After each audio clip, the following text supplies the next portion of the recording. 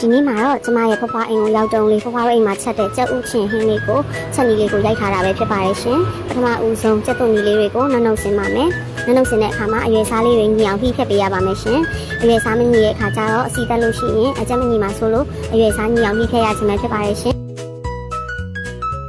ပြီးရင်ကြက်ဥလေးတွေကိုပြုတ်ထားပေးရပါမယ်ကြက်ဥလေးတွေပြုတ်ပြီးတော့နှစ်ချမ်းချမ်းပြီးတော့အစင်းနဲ့ပြင်ထားပေးရပါမယ်ရှင်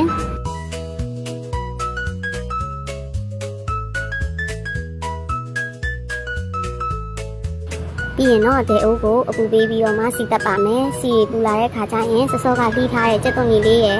ထောင်းထားတဲ့ပစွန်ကြောက်လေးရဲ့ကိုစီတက်ပေးရပါမယ်ရှင်ကျွန်မအခုနာကပစွန်ကြောက်ထောင်းတာလေးထည့်ပြောဝင်မိသွားလို့ပါရှင်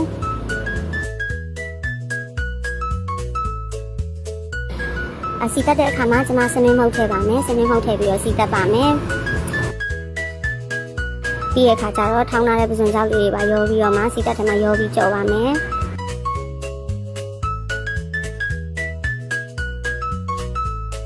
ပြီးရင်တော့အစိမ်းမှုတ်ထည့်ပါမယ်ရှင်အစိမ်းမှုတ်ထည့်ပြီးတဲ့အခါကျတော့စိမ်းသားငပီလေးထည့်ပါမယ်စားအချိုမှုတ်လေးထည့်ပြီးတော့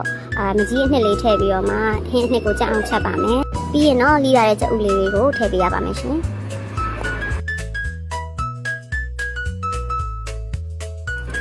မဆလာအမွှေးလေးနည်းနည်းဖြူပြီးတော့တစ်ဖန်ပြန်အုပ်ထားပါမယ်ရှင်နောက်ဆုံးမှာတော့ဒီလိုစားကောင်းတဲ့ကြက်ဥချင်းဟင်းလေးရပြီးရဖြစ်ပါရဲ့ရှင်အားလုံး like ဆက်စားကြည့်ကြပါရှင်ကျေးဇူးအများကြီးတင်ပါတယ်နော်